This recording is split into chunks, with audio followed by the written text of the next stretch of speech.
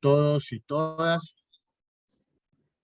Hemos querido hacer una presentación virtual de este libro sobre Camilo Torres Restrepo. Camilo, una espiritualidad incluyente. Es un esfuerzo, podríamos decir, biográfico, pero que intenta descubrir un poco más a fondo la figura misma de Camilo y sus posibilidades de relación, cómo se constituye él en la medida en que se relaciona con nosotros. Es una propuesta que surge en asocio con la Red Colombiana de Estudios de la Historia del Hecho Religioso, y queremos hacer algo un poco particular, o sea, que los dos autores hagan una pequeña presentación, tanto Mariana como yo, y hemos invitado a dos expertos en el tema. Uno es Fernando Torres, que está ya presente, ahí lo veo con su gorrita y sus barbas inconfundibles, y el otro es En Álvaro Bogotá y Acevedo, con mucho frío.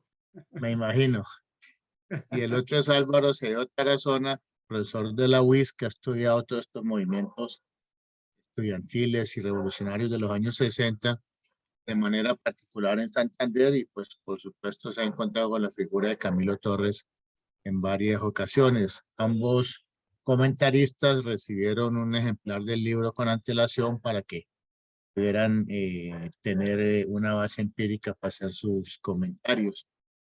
Entonces, la idea es como que pues yo hago una presentación general del proyecto. Mariana presentaría un poco la obra en su conjunto, y le damos paso entonces a nuestros invitados especiales para que hagan sus comentarios, reflexiones, y después abrimos un debate si les parece a los que quieran participar.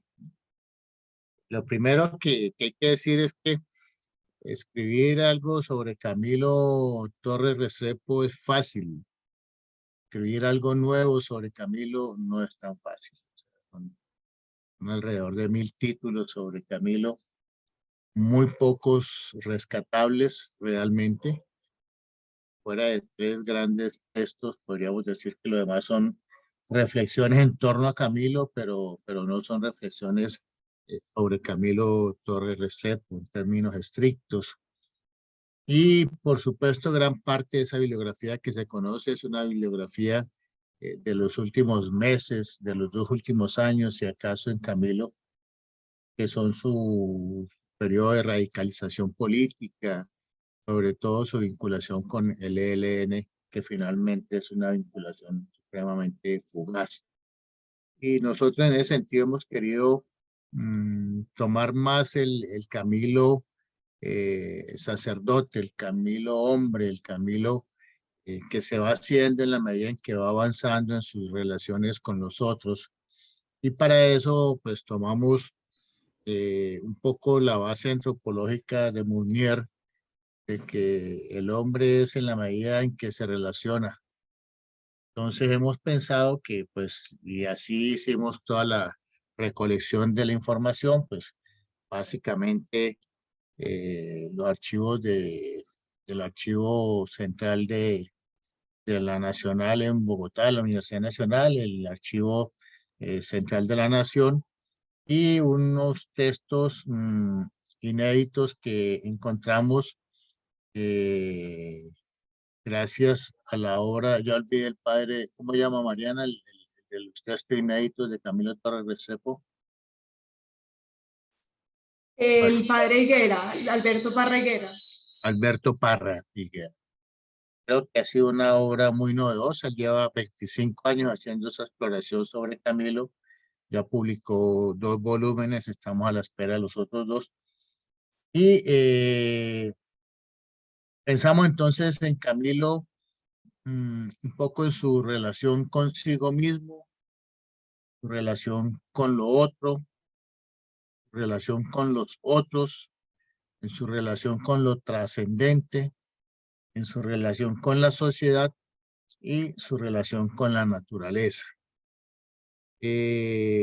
Obviamente recogemos la información tratando de ver cada una de esas dimensiones, pero luego en el texto mismo esto se entremezcla como es apenas lógico, porque es difícil separar una dimensión de la otra.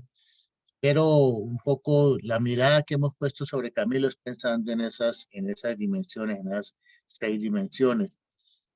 Hay un aspecto que quedó por trabajarse en el texto y es su relación afectiva, amorosa. Tendríamos que ir a París a poder recoger esa información, estábamos dispuestos a hacerlo, pero no fue posible poder acceder a esas cartas de amor de Camilo que sabemos que existen, pero no están en los archivos que conocemos hoy nosotros. De pronto Fernando más adelante nos puede dar algunas luces sobre esto, porque realmente es uno de los aspectos que quedó por fuera del trabajo. El tercer elemento que yo quisiera plantear, y con esto cerraría para dar paso entonces a Mariana, que haga la presentación, es que siempre pensamos en Camilo Torres Restrepo como un hombre del concilio, ¿no? Yo recientemente hice un trabajo sobre Gerardo Valencia Cano, que fue el obispo colombiano que estuvo en todas las sesiones del concilio, que podríamos decir es un hombre conciliar, y la referencia de Gerardo Valencia Cano con el concilio es permanente, ¿no? En Camilo vemos una actitud conciliar, posconciliar, todas sus reflexiones, su misma concepción de las celebraciones, de la misma forma de llevar sus atuendos religiosos, sus ornamentos y demás, pero no encontramos de manera curiosa en Camilo ninguna reflexión precisa, ninguna aseveración concreta sobre el concilio, cosa que nos dejó un poco extrañados porque esperábamos algo totalmente distinto. Entonces, este es más o menos el contexto. Es un texto que se construyó en el largo tiempo. Empezamos el proyecto en el 16, nos cogió la pandemia con el proyecto aún sin terminar y por supuesto nos acompañó toda la pandemia su finalización y después, bueno, todos los problemas editoriales que se están presentando últimamente en la Universidad del Valle terminaron por demorar más el texto, pero finalmente ya salió, ya está en las librerías, exitoso entre otras cosas porque la edición de la universidad la compró totalmente la Librería Nacional. Un error de la universidad, la vendió totalmente porque quedó sin ejemplares ni siquiera para exhibir en las estanterías de la universidad misma. Y ahora mismo viene la Feria del Libro y tendrá que exhibirlo la Universidad Nacional porque la Universidad del Valle no la podrá exhibir porque no tiene ejemplares. No sabemos si alegrarse porque fue exitosa la venta o entristecerse porque no lo podemos conseguir fácilmente, sino a través de la Librería Nacional. Pero bueno, son las políticas de la universidad que no vamos ahora a cuestionar porque no es el espacio para ello. Pero sí que quería dejarlo claro para que entiendan algunas cosas. Bueno, entonces, sin más, le doy paso a Mariana entonces para que haga una presentación. Muchas gracias, profe, y muchas gracias a todos los que están aquí. Pues nada, yendo un poco en la idea que da el profe Antonio, precisamente ustedes se preguntarán, bueno, ya hay más de 124 libros explorando la vida de Camilo Torres Restrepo, encontramos 1000 artículos, cerca de más de 1000 artículos, también investigamos, más tantas personas que nombran a Camilo Torres, ¿por qué otra vez nombrar a Camilo Torres? Digámoslo así, resulta necesaria otra biografía. Entonces, yo creo que hay algo muy importante y este fue la concepción, digamos, que tuvo el profe Antonio, y es lo importante que la figura de Camilo Torres en un proceso, estamos a puertas de un proceso de paz, un acuerdo con el Ejército Liberal Nacional. Entonces, imagínense una figura como Camilo que reúne tantos aspectos donde él sabe conciliar gremios, hizo parte de esta guerrilla, pero nos muestra una cara completamente diferente. E incluso el libro se iba a llamar Camilo, claves para enfrentar el conflicto, porque como a través de la obra de Camilo Torres es que nosotros podemos encontrar una manera, digamos, de conciliar lo que ha tenido siempre esa brecha en Colombia, las diferencias que tan características de nuestro país y ese conflicto que no podemos superar todavía. ¿Qué nos puede brindar Camilo en todo su recorrido, en su experiencia de vida, para nosotros poder, digamos, traerlo a colación en la actualidad. Es decir, es una persona que sigue vigente en este siglo. Y la gente todavía, para entender el conflicto colombiano, tiene que recurrir a la figura del sacerdote guerrillero y entender, digamos, cómo una persona que es tan espiritual también tiene, digamos, ese don revolucionario. Entonces, de ahí partimos en el primer momento, claves para enfrentar el conflicto. Luego, como el profe lo explica, así como las dimensiones se van entremezclando y es tan difícil decir, aquí es este hombre en relación con todos, aquí en relación consigo mismo, así mismo fue también, digamos, hacer punto por punto las claves, pero a través de que ustedes van leyendo el texto, se van dando cuenta, ok, esto nos puede aportar. Entonces, Caro o Alejo, no sé quién tiene las diapositivas, podrían pasar. Gracias. Entonces, queremos mostrarle también a ustedes un poco de esa estructura del libro, esa estructura capitular, porque más que una biografía, es entender la humanidad de Camilo Torres. ¿No les ha pasado que a veces tenemos a una persona, bueno, Camilo es un ídolo para muchas personas, pero se pierde como ese rasgo de humanidad que tiene Camilo? Y digamos que eso se quiso rescatar mucho en el libro. Lo que más se quiso rescatar es que Camilo se va construyendo. Camilo no nace de un momento a otro y dice, bueno, voy a ser un líder, voy a unirme y voy a hacer toda una revolución con la creación de un periódico, de una plataforma. Esto se va construyendo y entonces no solamente entendemos que Camilo es hijo de su contexto, que se va transformando, que empieza, y mostramos muchísimo eso, que él empieza a transformar su pensamiento conforme va relacionándose con personas. Y ahí entra otro factor muy importante, es un Camilo en relación. Cómo va a relacionar y cómo esas relaciones van a cambiar el rumbo de Camilo Torres. Él no se construyó solo, se retroalimentó de un sinfín de personas que estaban viendo las mismas crisis sociales, que estaban en un contexto que le permitió nutrirse de esas ideas, y eso es lo que permite que Camilo llegue a ser un líder tan importante para Colombia y en sí para Latinoamérica. Entonces, como pueden ver, hay como 6 capítulos centrales que son como los ejes más importantes de Camilo, desde su nacimiento hasta su muerte. Entonces, el capítulo 1, que dice perfectibilidad, fue uno de los más complicados de construir, porque precisamente como no tenemos acceso a muchas bases de datos, no solamente la de Francia, sino también ubicada la de Cuba, casi gran parte del archivo quedó en Cuba, entonces también ahí hay un gran vacío, pero tenemos pues el punto de partida de que también queremos explorar la familia de Camilo Torres. ¿De dónde sale la mamá y por qué es un factor tan importante la relación con su madre para Camilo? ¿Por qué es tan importante Calixto Torres, que también es un médico prestante y es importantísimo? La relación que tiene con su hermano Fernando. Es un tema poco tocado, pero se entienden unas dinámicas que, digamos, no encontramos en otros textos. Entonces, el explorar la familia, la descendencia de Camilo, nos pareció importante para entender en qué condiciones nace, por qué se le denomina a veces que es un burgués, qué tan cierto es que es un burgués, digamos esa palabra que puede ser un poco ahí conflictiva para muchos, pero muchos dicen, bueno, Camilo pertenecía a una élite privilegiada. ¿De dónde sale ese don? ¿Realmente era esa élite tan privilegiada? ¿De dónde nace, digamos, ese interés?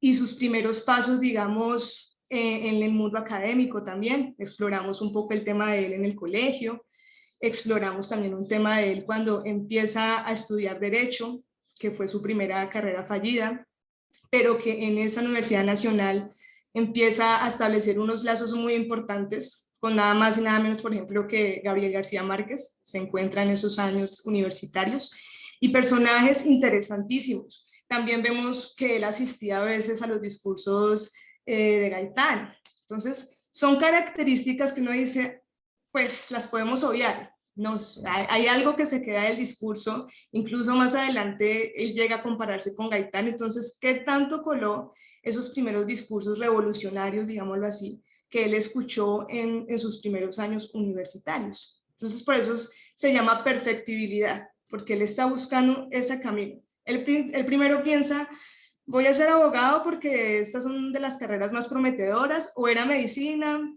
o era derecho, o tenía que hacer una de estas carreras prestigiosas, o si no, no podía. Pero él va a entender que su verdadera vocación es el sacerdocio. Y también se cuenta ahí en ese apartado un poco de cómo inicia ese interés religioso de Camilo, que se podría pensar que fue a partir de la universidad, pero realmente hay algunas señales en el colegio.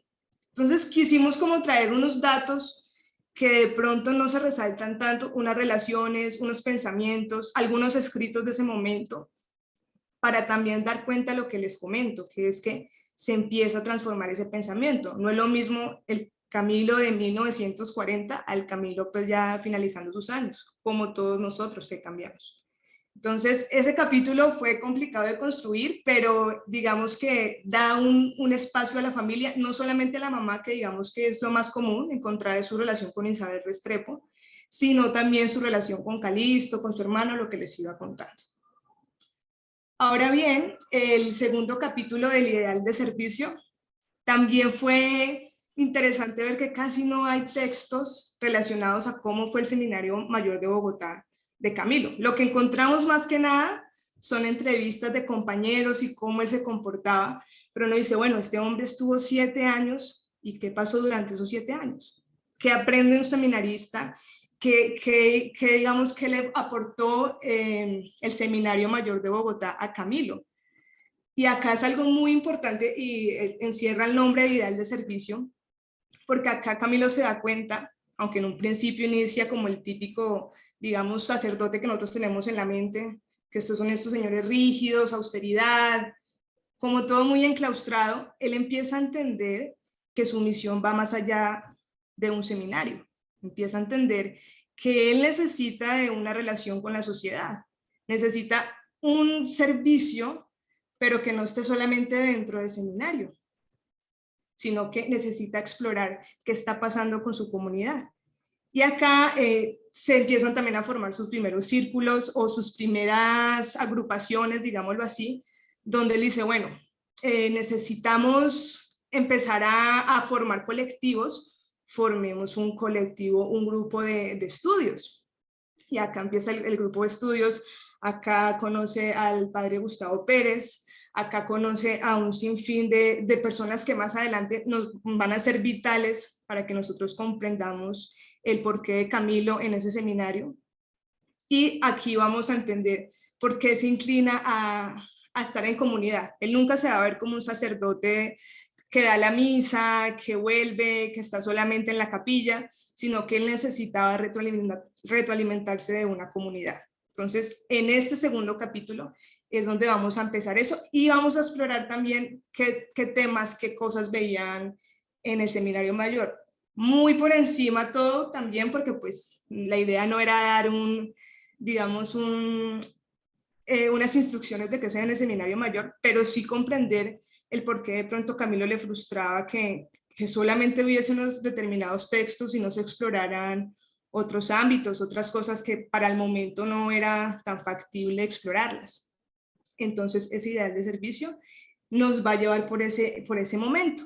Y también se me olvidaba decirles, cada vez que vamos avanzando en un capítulo vamos encontrando el contexto. O sea, les vamos a contar por qué se está viendo en ese momento esa situación, no solamente a nivel político, sino también a nivel de iglesia. Entonces, se va a empezar a entrelazar cómo son importantes estas dos visiones y también se toca a nivel global, sobre todo cuando ya se empieza a ir Camilo a Europa, se empieza a ver qué posición tenía la Iglesia Católica, sobre todo pues la élite clerical, con respecto también a la colombiana y cómo, digamos, contrastaba un poco con la europea, que en cierta medida estaba mucho más avanzada y más abierta a algunas cosas. Entonces, precisamente dentro de esa apertura que se da, acá se habla un poco también de la acción católica, se empieza a hablar de por qué enviaban a formar a los sacerdotes al extranjero, cuál era el fin de que se formaran los sacerdotes en el extranjero, y uno de esos beneficiados precisamente va a ser Camilo Torres. Entonces de ahí ya nos transportamos a Lovaina y empieza ya ese Camilo sociólogo, su formación de sociología. Y cómo para él es como un cambio total. Ya tenía esa semillita que les digo que es ese ideal de servicio, pero acá lo termina de ver. Acá se da cuenta que hay obreros católicos, acá se da cuenta que se están formando unos movimientos muy interesantes a partir de la Iglesia Católica o del catolicismo, digámoslo así más bien. Se están formando colectivos que van y transgreden con lo que él conocía en Colombia, o que no era tan común, o que de pronto no se expresaba tanto en el Seminario Mayor de Bogotá. Y es aquí donde se empieza a transformar también nuevamente esa, ya tiene claro que su servicio es hacia la comunidad, pero ¿cómo lo voy a hacer? Y todo el tiempo se va a resaltar para Camilo lo importante que es hacer colectivos. Es increíble cómo en todos los capítulos ustedes van a encontrar que él quería hacer colectivos. O sea, él sabía que las transformaciones o los cambios que quisiera lograr o las aperturas que quisiera dar, no las podía lograr él solo.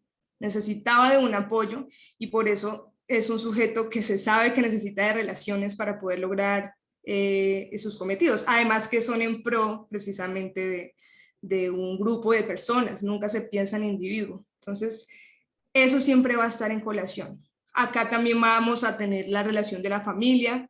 Queremos como mostrar de que, bueno, sí, estaba en su mundo académico, pero también había momentos complicados en su familia. Darle nuevamente y bajarlo a ese estado humano que a veces olvidamos de todos estos grandes líderes. Entonces, todo el tiempo vamos a estar hablando de esos temas y evocando mucho sobre todo las lecturas que hacía para entender cómo también estas lecturas fueron transformando su ideología y fueron retroalimentando lo que él ya pensaba y lo que de pronto vio en otros autores que también se identificaban o se identificó más bien con estos autores. Este paso por Lovaina es muy interesante porque pues, se encuentra con grandes maestros en su vida. De acá se van a tejer relaciones importantísimas. Acá va a comprender que Latinoamérica necesita otro tipo de análisis. Ya desde su paso como sociólogo, él empieza a darse cuenta, bueno, necesitamos algo así en Latinoamérica, necesitamos algo así en Colombia, un análisis sociológico. ¿Dónde está la formación sociológica en Colombia? ¿Qué está pasando? ¿Qué tipo de estudios se está haciendo a la sociedad? Ya no solamente desde una perspectiva sacerdotal, sino ya desde una perspectiva científica, científico-social. Y eso digamos que es lo interesante de Camilo, que siempre hay una espiritualidad en él, pero empieza a tomar herramientas de lo que él va aprendiendo. Entonces ya no es algo, digamos, solamente que se rija por el seminario mayor, sino que también se rige por las herramientas que va comprendiendo de la sociología. Y precisamente, ya para el 59, es que regresa Camilo a Colombia con todas esas ideas que les estoy comentando, con todos estos avances que él ha visto, con las ganas y el ímpetu de hacer algo por los temas sociales en Colombia. Entonces, no es que llegue de una a ser el sociólogo, pero sí llega a centrarse en la Universidad Nacional. Empieza como capellán y luego ahí ya empieza esa conexión con Orlando Falsborda y empiezan a ver que pueden formar una facultad de sociología. Y ese es como uno de los grandes también aportes de Camilo. Entonces, hemos explorado un Camilo niño que está buscando un espacio, está apenas rodeándose de su familia. Hemos pasado por un camino que quiso ser abogado, pero se dio cuenta que no era su camino. Hemos pasado por un camino sacerdote rígido, enclaustrado en el seminario, pero que se da cuenta que tampoco ese es su norte. Posteriormente, un Camilo que descubre que más allá del sacerdocio, lo puede mezclar con las herramientas de las ciencias sociales. Y ahora tenemos un Camilo profesor. Y este es un perfil muy interesante porque acá es donde, digamos, gana gran parte del público. Gran parte del público, obviamente sabemos que Camilo tiene de todas partes y esa es como su gran virtud, pero gran parte del público inicial de Camilo Torres son los estudiantes. Es su manera de llegar al estudiante. Y acá se explora algo muy interesante, porque la idea tampoco es decir que Camilo todo lo hacía muy bien. Acá se nota que Camilo como profesor en la parte teórica no era su fuerte. El fuerte de Camilo ha sido la práctica, el ir con los estudiantes, el hacer parte de la formación de las juntas de acción comunal, que también es una iniciativa junto con Orlando Falsborda de todo este tema. Ir al lugar donde están pasando las situaciones, es en la praxis donde Camilo, digamos, destaca y lo que llama la atención de los estudiantes. Entonces, conocen la realidad colombiana de primera mano y no se quedan solamente explorándola en los libros, que también es importante, obviamente, pero digamos que el fuerte de Camilo acá se destaca es en la praxis. Este va a ser un momento donde va a entrar en varios colectivos, no solamente la Universidad Nacional, sino que varios que tengan que ver con sociología, empieza a trabajar en pro de esa búsqueda de cómo llegar a más público, de cómo llegar a más personas. Y precisamente nos lleva al capítulo de conflicto y radicalización, porque acá ya Camilo ha pasado por las SAP, por las juntas de acción comunal, ya ha empezado a tener unos problemas con la Iglesia Católica, empieza a darse el conflicto de Camilo. Obviamente los estoy diciendo así escuetamente porque me quedaría acá horas hablando de todos los conflictos, pero aquí es donde, digamos, ya se ha formado el Frente Unido, la gran plataforma, ya hay un séquito de personas, ya Camilo donde llegaba llenaba el espacio y empieza a convertirse un problema y una piedra en el zapato para muchas personas que no estaban de acuerdo con su modus operandi, no les convenía. Ya empiezan a hacer los escritos en la plataforma El Frente Unido mucho más fuertes, mucho más dicientes, enarbora a no solamente a los estudiantes, sino a los campesinos, a las mujeres. Y eso es interesante porque Camilo le da un espacio a todos los sectores. Él dice, bueno, somos un Frente Unido, pero yo quiero darle rostro también a cada Frente Unido. O sea, cada sector es importante y cada grupo hay que nombrarlo y hay que dedicarle un mensaje. Eso también es interesante. Entonces la gente empieza a, digamos, identificarse y se empieza, digamos, a sentir parte de algo. Y esa es otra de las grandes virtudes de Camilo Torres, que tiene esa capacidad de que las personas se sientan parte de algo y que le copien la idea y que quieran estar con él y lo vean como un líder. Aquí ya había tenido acercamientos con el ELN, todavía no se había decidido, ya habían, digamos, hablado unas cosas como que primero iba a empezar como una célula urbana, o sea, continuar con su plataforma, algunas cosas las veía más por el lado del ELN, pero no se había decidido. Y en este capítulo exploramos un poquito ese conflicto de Camilo, porque uno se pregunta, pero ¿por qué Camilo, teniendo todo lo que les he contado, se va al ELN? Incluso en el proceso de escritura fue frustrante. Entonces fue como, tienes toda una plataforma, tienes todo un público y te vas a ir al ELN. Entonces, en uno de estos, digamos, de estas confesiones de Camilo, es bueno, si voy a morir o si me van a matar, porque lo más seguro es que me van a matar, pues mejor que me maten ya siendo parte de algo más grande, de la revolución que yo creo, porque es que ya he probado todos los medios, probé por todos los perfiles y todas las dimensiones que nombra el profesor Antonio y no he conseguido una verdadera revolución.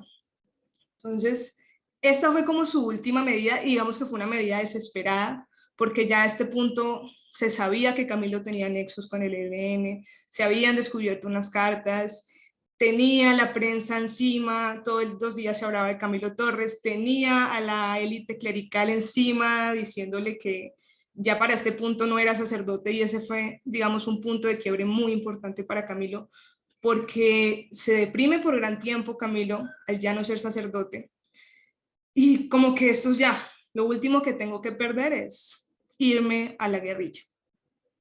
Acá se va a explorar un poco el tema de la guerrilla, de hecho, gran parte digamos, de la experiencia de Camilo y ver un poco la otra parte de la guerrilla, nos la brinda Jaime Arenas, que va a ser una persona muy importante en el proceso, sobre todo de formación política de Camilo, y también su nexo, digamos, con el ELN. Jaime Arenas escribió un libro que para mí fue bastante revelador, porque nombra aspectos, digamos, un poco polémicos de cómo de pronto el ELN se aprovecha un poco de Camilo. Entonces es un tema poco explorado, no se dan aseveraciones, se ponen las cartas sobre la mesa, pero interesante leerlo porque es otro punto de vista. También se da el punto de vista de Álvaro Valencia Tovar, que también escribió un libro que, como sabemos, es la persona que guía esa misión donde Camilo pues muere en combate, es el militar del momento.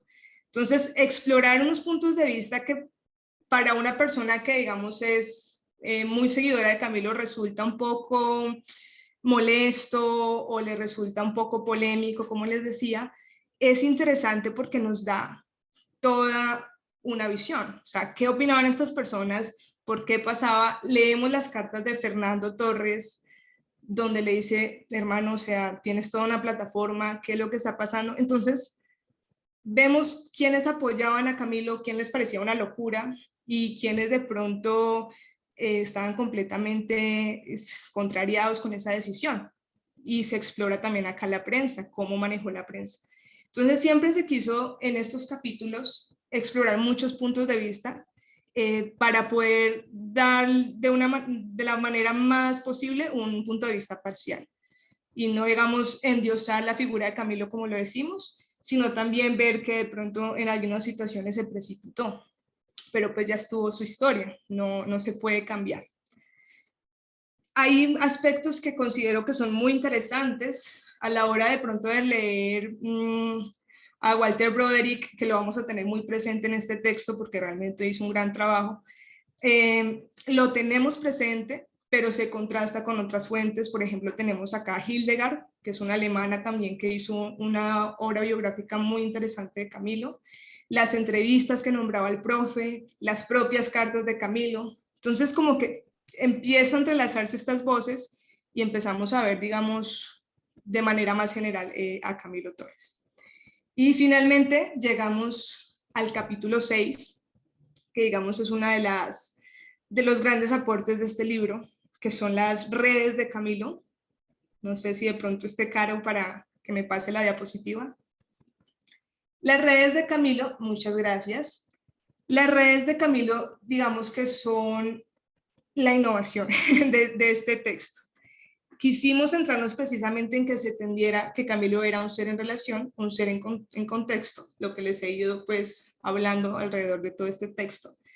Y tenemos acá una red que ustedes dirán, ¿qué es esto? Pero esto es como el panorama de las redes, acá se encuentran todas. Por ejemplo, al lado derecho tenemos toda la red que tiene que ver con lo clerical de Camilo, la parte sacerdotal de Camilo. Entonces es la red religiosa de Camilo. En la parte inferior tenemos sus redes familiares. En la parte superior ya tenemos la de sociología y nos vamos centrando en cada red. Esta es como la panorámica, pero ustedes, obviamente como esto es tan general y se va a ver como tanta información, a la hora de leer el texto van a poder encontrar cada una de las redes explicadas, cómo fue su relación, de qué manera le sirvió y nutrió a Camilo esta red, para entender nuevamente esa transformación que él tiene a la hora de llegar a donde tiene que llegar. ¿Qué influencia tuvo su familia? ¿Qué influencia tuvieron los sacerdotes que transcurrieron en su vida, sea bueno, sea malo? No es lo mismo hablar del cardenal Concha a François, ¿sí me entienden? Entonces, dependiendo obviamente, pero se nombran en este momento, se nombran a todos, así sea bien o mala la relación. Acá se nos van a poder escapar muchos, porque es muy complicado acaparar todas las amistades que tuvo Camilo Torres, más cuando se trata de un líder social. Pero sí resaltamos las que nos parecieron más importantes y las que tuvieron mayor incidencia a lo largo de todo el texto. Digamos que tiende a ser también una condensación al final de lo que vimos durante todo el libro y el por qué fueron tan incidentes en Camilo. Y acá les traje un apartado precisamente con esta frase inicia este capítulo de redes, y es donde Camilo también reconoce la importancia de estar en relación. Entonces Camilo nos dice, desgraciadamente, los revolucionarios colombianos todavía no comprenden en muchos casos la importancia de la unidad y se dejan llevar fácilmente hacia discusiones que pueden ser importantes, pero que en los momentos actuales no corresponden al deseo de unidad y de acción. Y ahí encontramos nuevamente una clave para enfrentar el conflicto, una clave que nos da para entender por qué todo el tiempo vivimos en brechas.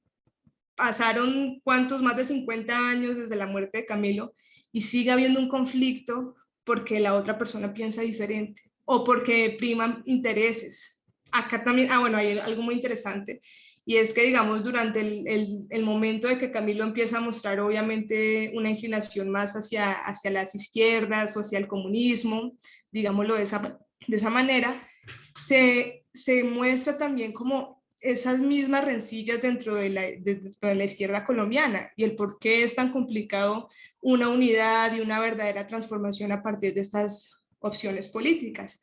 Entonces, no solamente es entender por qué Camilo se transformó, sino también entender el contexto que estaba pasando en Colombia y cómo todo lleva a este desenlace de Camilo Torres.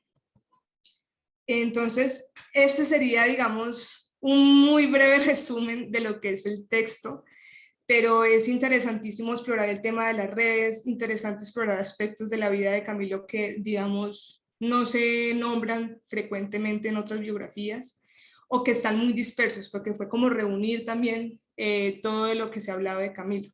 No sé, el profe que quiera aportar a este punto. No, muy bien. Yo creo que Mariana ha presentado un panorama general del texto. Ya inicialmente había presentado yo como las dos falencias que consideraba fundamentales. Álvaro Acevedo me llamó, está en la clínica con su madre bastante delicada, por lo tanto no nos pudo cumplir la cita en el día de hoy. Pues le pediríamos a Fernando si quiere hacer una pequeña reflexión para compartirla con nosotros hoy. Con mucho gusto. En primer lugar, agradecer la invitación. Me siento honrado de estar en este espacio compartido con ustedes. Y mucho más cuando se trata de un esfuerzo tan gigantesco como el que ustedes han hecho. La obra nos muestra que detrás hay un trabajo investigativo serio, profundo, riguroso, muy bien documentado y que logra traernos novedad.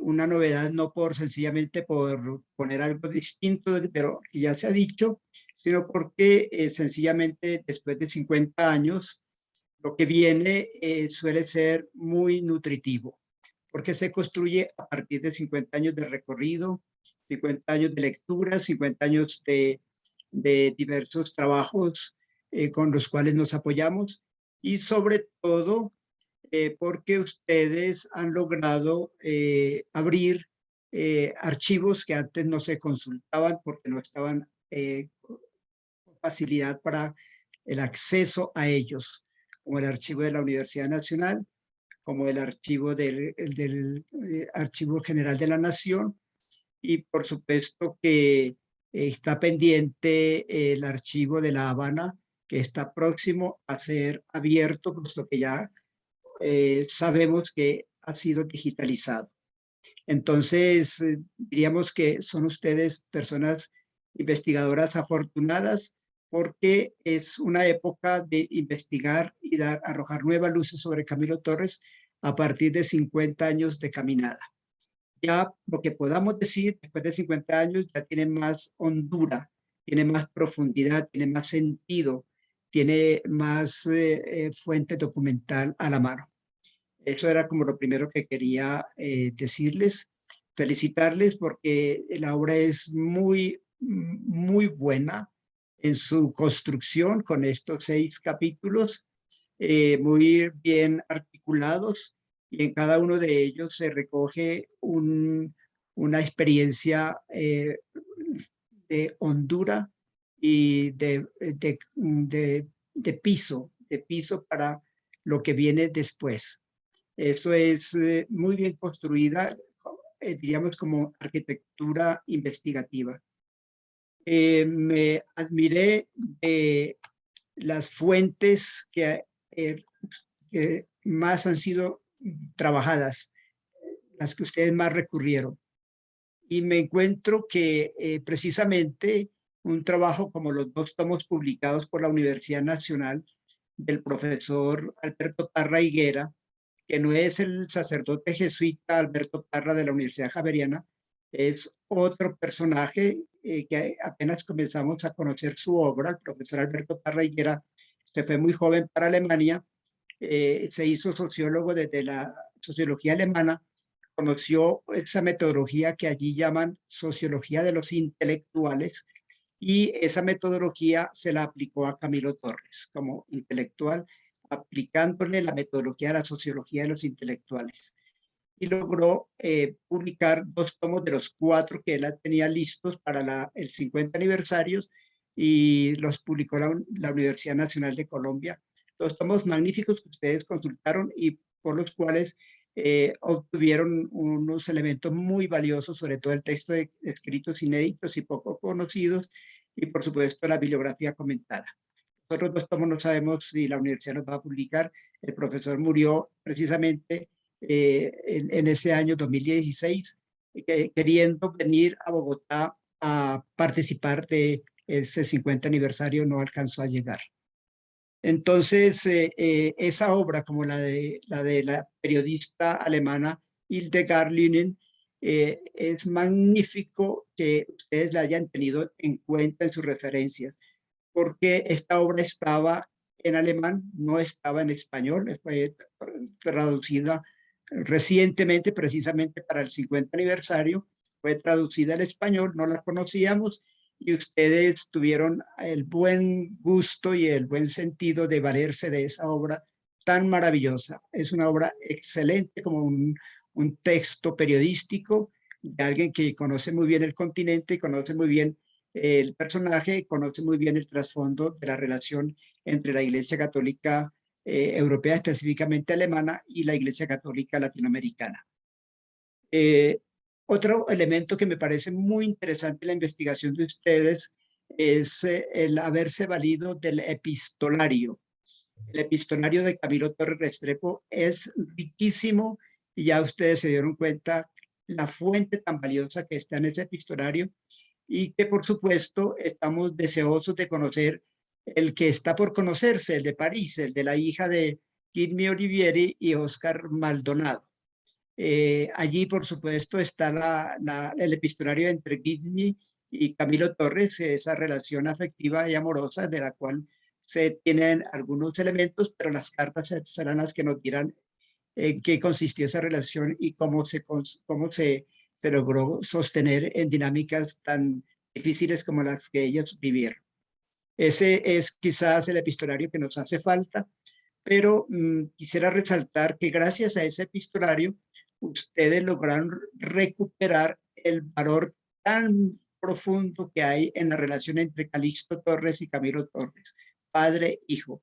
Esa relación se siente profundamente a través de las cartas que ellos se dirigieron mutuamente, tan ricas en afecto del padre hacia el hijo y del hijo hacia el padre. Igualmente, en las cartas de su hermano Camilo, Fernando Torres Restrepo, es una belleza encontrarse con esas cartas. El amor de hermanos, la relación de hermanos fiel hasta el último momento, muy profunda, muy íntima, hermanos y amigos, como ellos mismos se llaman. Ustedes lograron rescatar esas figuras tan importantes en la vida de Camilo Torres, como es la figura del papá y la figura del hermano.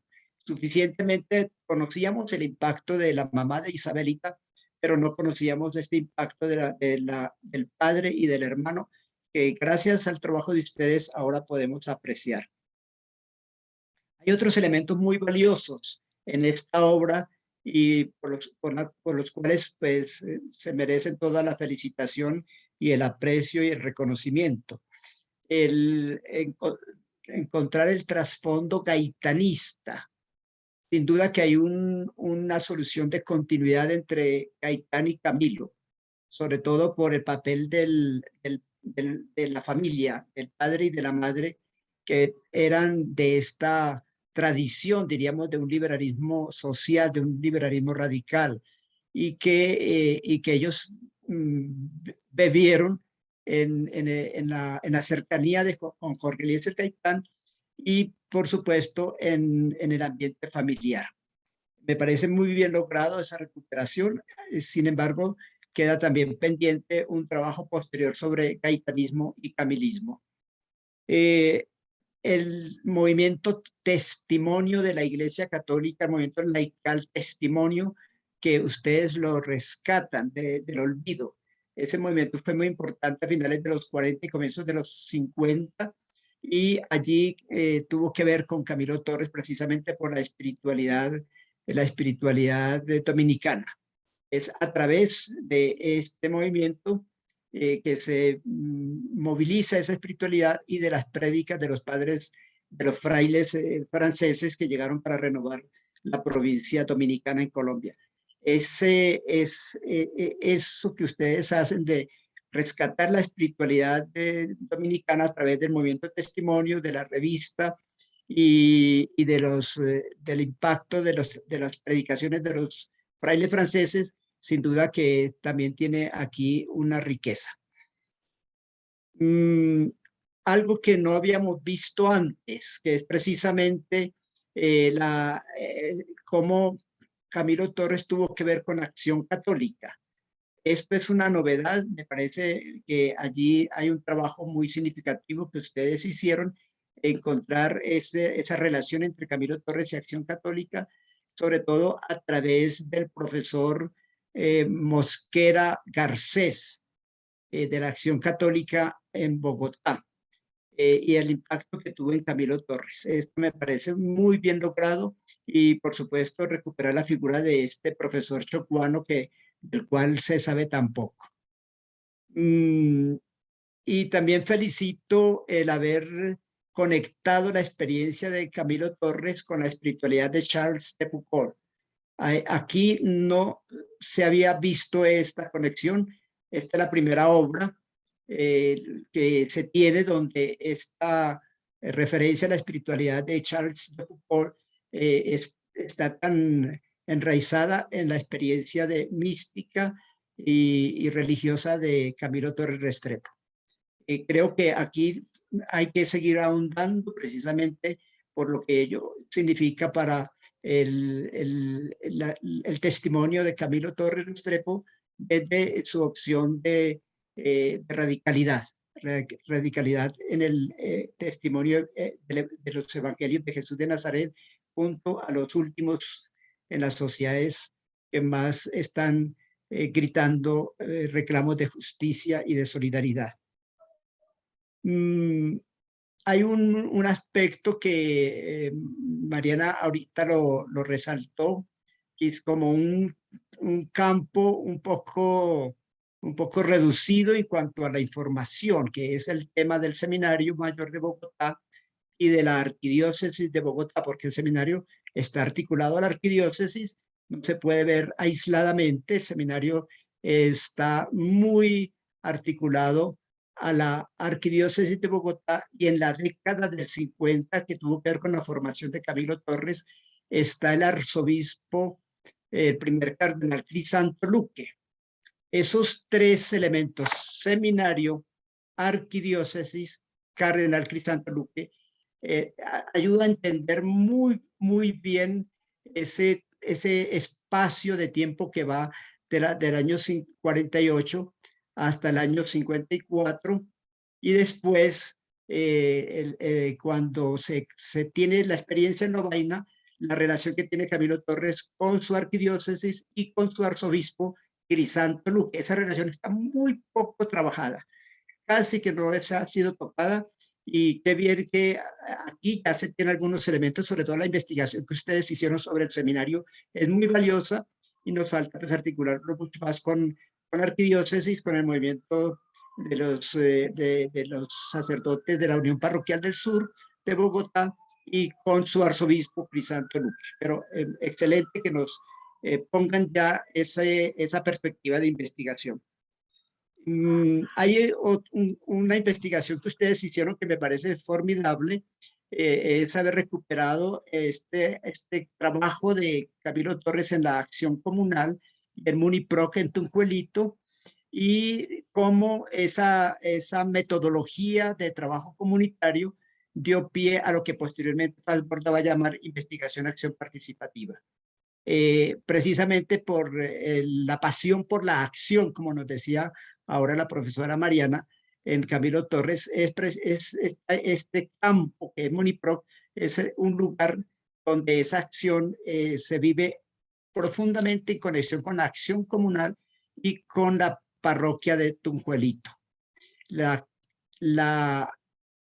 universidad se pone en el barrio y se articula con lo que en ese momento se constituía como el movimiento más importante que surgía frente a las grandes destrozos que nos dejó la confrontación liberal conservadora en los años 50, es precisamente el movimiento de acción comunal.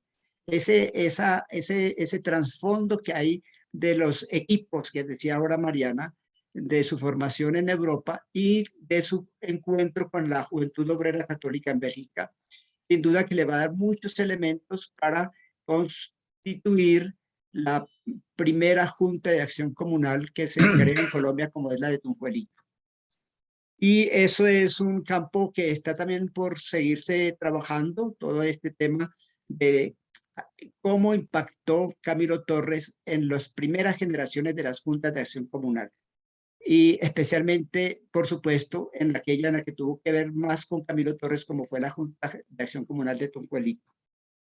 Me parece muy importante el tema de la reforma agraria.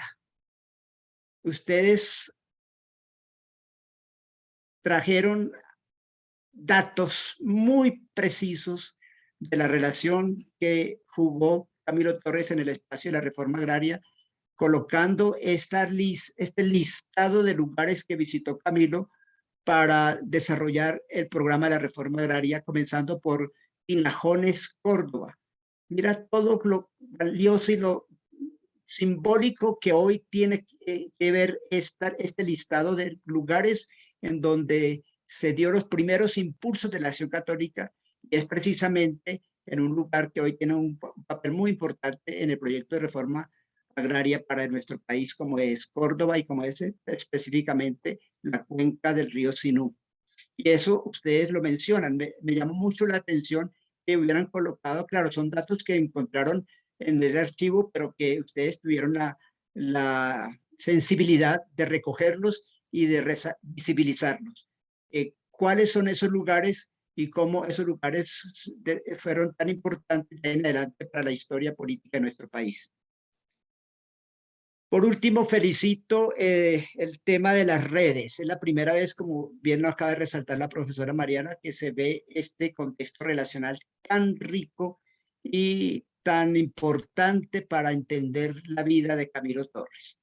Toda esta maraña que hace posible la construcción y la constitución de una subjetividad política de ese tamaño y de ese calibre, como fue la construcción de Camilo Torres como líder social, político y espiritual en nuestro país.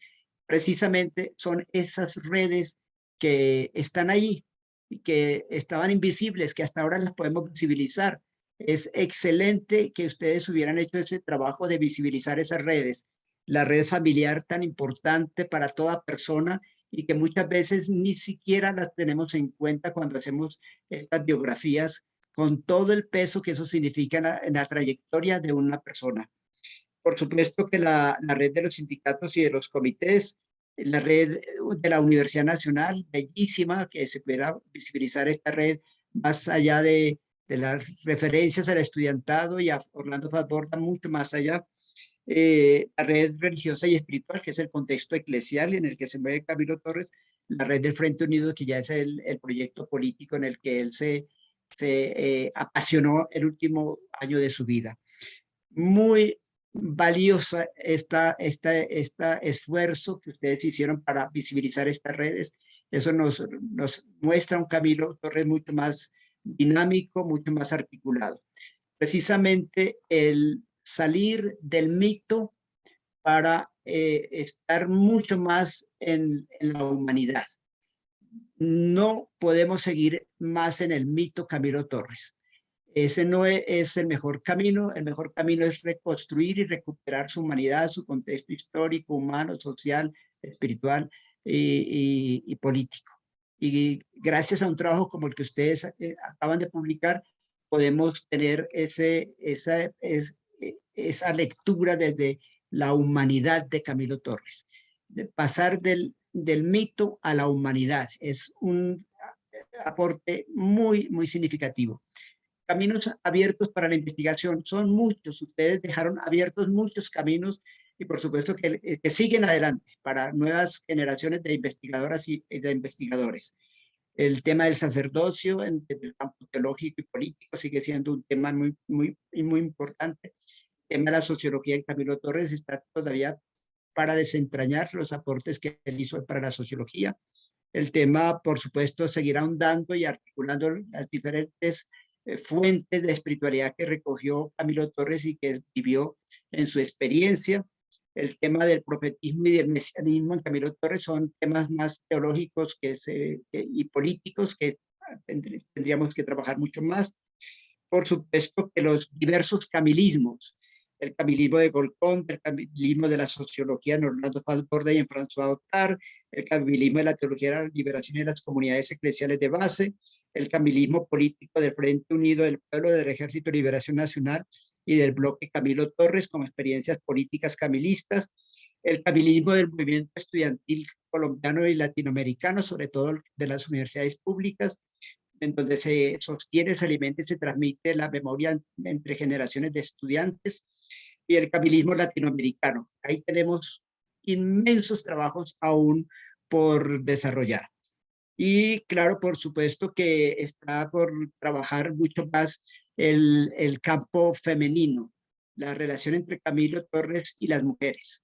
Y ahora sí que es importante que esto resalte mucho más cuando la actual ministra de Cultura, la dramaturga Patricia Ariza, hizo una relectura desde su campo teatral y artístico sobre Camilo Torres con la obra de teatro de la Candelaria. Sin duda que ella hace parte y esa obra es una obra muy leída desde las mujeres que tuvieron que ver con la vida de Camilo Torres y los reclamos de las mujeres a Camilo Torres. Luego también lo que mencionaba ahora el profesor Antonio con relación a por qué ese vacío en la relación de Camilo Torres y el Concilio Vaticano II. ¿Cómo entender ese vacío, esa desconexión? Están absolutamente contemporáneos ambos hechos, Camilo Torres en Colombia y a la vez sucediéndose el Concilio Vaticano II en Roma entre el año 62 y 65. Son absolutamente contemporáneos estos dos eventos tan hondamente significativos para la Iglesia, el cristianismo latinoamericano, y que seguramente hay conexiones, pero no los hemos encontrado, no tenemos que seguir investigando hasta dónde Camilo Torres siguió el Concilio Vaticano II y cómo asumió lo que allí estaba emergiendo como ruptura, como nuevo giro, como nueva perspectiva eclesial para el mundo. Y por supuesto que la obra viene en un magnífico momento. Mejor no pudo ser. Está muy acertado el momento en que se publica esta obra con este nuevo contexto político colombiano y con el nuevo empuje que está tomando la construcción de la paz desde las regiones y desde los otros sujetos con los cuales hay que construir estos pactos de paz. Felicitaciones, me apasioné leyendo su libro, me gustó mucho, me puso nuevas tareas para mi trabajo investigativo sobre Camilo Torres. Muchísimas gracias y felicitaciones. Pues gracias, Fernando, por la presentación, por los comentarios, por las felicitaciones. Sabemos que eres un especialista en Camilo Torres y por eso te pedimos el favor que nos acompañaras hoy. Tu lectura, desde luego, es una lectura de un especialista y bueno, pasamos la primera prueba, Mariana, y eso para nosotros es importante.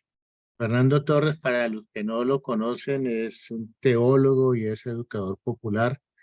Es puedo decirlo con confianza, el alma del Kairos educativo a nivel nacional. Tiene su oficina en Bogotá, pero pues recorre el país acompañando comunidades. Muchas gracias por todos los comentarios. No sé, los participantes, ¿quién quisiera decir algo, preguntar algo? Profe, No yo sé. antes quisiera decir algo, agradecerle al profesor Fernando Torres, muchísimas gracias. Debo confesar que cuando lo vi en pantalla me dio una cosa en el corazón, porque está citado también en el libro, por supuesto, también fue muy importante la lectura de lo que usted ha escrito. Entonces, pues, que haya resaltado esos puntos que era lo que buscábamos con el libro. El libro buscaba dejar preguntas, porque es muy difícil como acoger todo y abrir nuevos caminos y nuevas perspectivas de Camilo. Entonces, aprecio muchísimo que pues los haya visto, los haya encontrado y nada, muchísimas gracias en serio. Quise agregar al final, bueno, mientras el profesor Fernando está hablando, vimos también lo que él nombraba, pues algunas de las fuentes que al final no las nombré, pero bueno, gracias a él por recogerlas. Se vieron más de 124 libros de Camilo, se dan más de 1000 artículos. Evidentemente no van a estar todos citados al final del libro, pero sí se consultaron para precisamente contrastar. Agradecer a los Archivos General de la Nación, Histórico de Medellín y sobre todo a la Universidad Nacional que nos abrió, digamos, no, a los tres, pero importantísimos pues para sobre todo este tema de epistolar de Camilo, completamente nos nutrió muchísimo más esa visión. Y quise agregar ahora sí, al final, donde pueden encontrar el libro. Como nombró el profesor Antonio, ha sido complicado, digamos, dar ejemplares. Algunas personas ya nos han preguntado.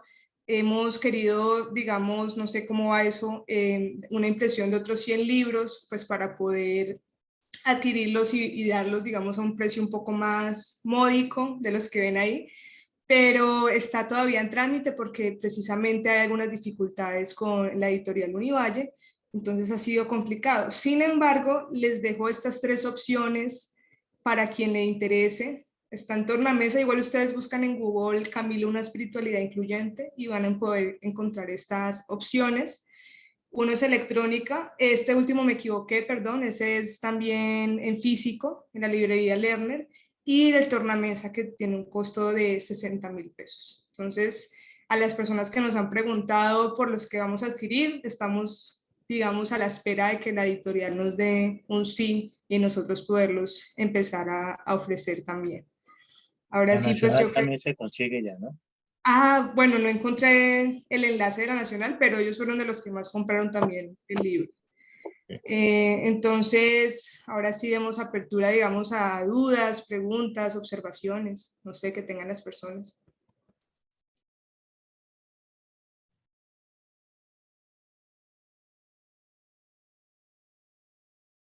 Ahí Lorena está escribiendo, dice que quisiera saber la construcción de las redes, están contempladas las redes con artistas, los nexos amistosos de Camilo con una generación disruptiva de los años 60 y que de alguna u otra manera no se da cuenta, uno se da cuenta que también impactó la construcción subjetiva de Camilo como Gonzalo Arango, los hermanos Buenaventura en Cali, Santiago García, Hernán Díaz. Eso lo encontramos en algún momento, ¿no, Mariana? Pero Como tal, una red construida, lastimosamente no la tenemos. Dijimos que se iba a quedar muchas personas por fuera. Obviamente van a quedar, digamos, todavía muchos espacios para investigar más, pero sí hay una carta interesante que esa la consiguió la profesora Carolina, fue la que nos contó, la profesora Carolina Badía, que también está acá presente hoy. Y ella fue también quien nos ayudó mucho a construir todo el tema de las redes, a darnos pues la teoría. Entonces agradezco también que esté acá.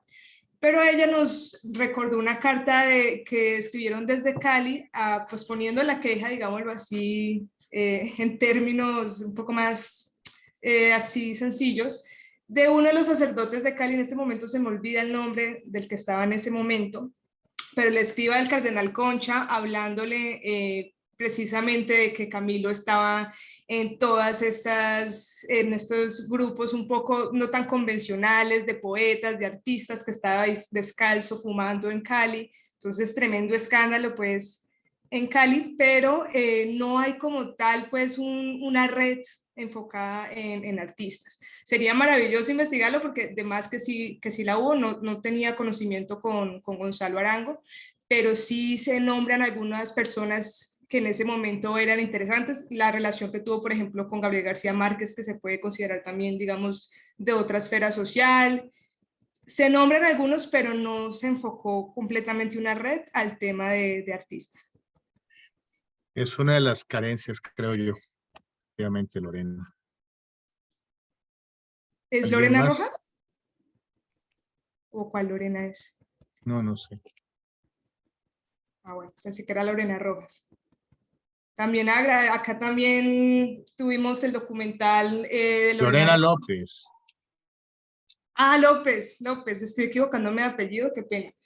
De Nicolás Farfán y el documental de Camilo. También hubo, pues, digamos, investigación no solamente de escritura, sino también de documentos audiovisuales. Entonces, interesante también nombrarlo y agradecer esos aportes.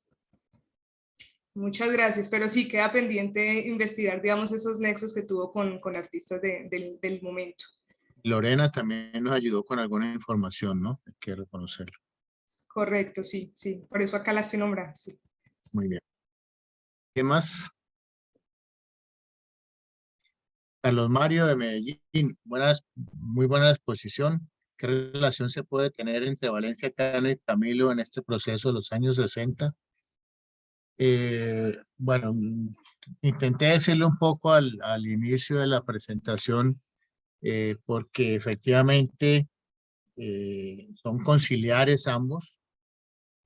Uno explícitamente conciliar como Gerardo Valencia Cano, Camilo en la práctica también. No sé muy bien por qué esa carencia de expresiones concretas sobre el concilio, pero desde luego su práctica eclesial es postconciliar, eso sin lugar a dudas. Pero una relación que se puede hacer, y agradezco la reflexión que hizo Fernando anteriormente, porque yo encontré un nexo muy profundo de la espiritualidad del padre Charles de Foucault, tanto en Gerardo Valencia Cano como en Camilo Torres Restrepo. Yo intento ahí documentarlo. En Valencia es muchísimo más claro, por supuesto, porque tiene una espiritualidad eh, mm, pues más de la opción por los pobres, con menos radicalidad política, pero en Camilo también esa actitud de abandono es propia del padre Charles de Foucault. Entonces yo creo que hay una relación muy estrecha que habría que profundizar efectivamente algún articulito sobre eso entre los dos, porque los une la espiritualidad del padre Charles de Foucault, sobre todo esa lógica, la perspectiva del abandono, ¿no? Abandonarse a la voluntad del padre. Creo que es un denominador común entre los dos.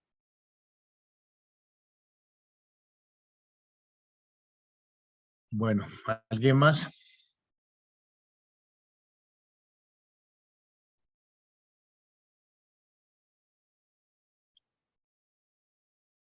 Nicolás, gracias a ti. Bueno, son las 7 de la noche. Agradecemos a todos por su participación. Nos alegra que nos hayan acompañado pues en este proceso de presentación del libro. Un esfuerzo, ya lo decía Fernando, arduo, de largo duración, pero que finalmente vio a luz en un buen momento. Y feliz noche para todos y muchas gracias por su compañía. Muchísimas gracias por habernos acompañado. Les invitamos entonces a que lean Camilo, una espiritualidad incluyente. Y muchísimas gracias, profesor Fernando, por estar acá. Y a todos, aquí hay muchas personas que también aportaron muchísimo al libro, que gracias a ellos pudimos ver también otra forma de Camilo, digámoslo así. Entonces, muchas gracias a quienes estuvieron presentes. Bueno,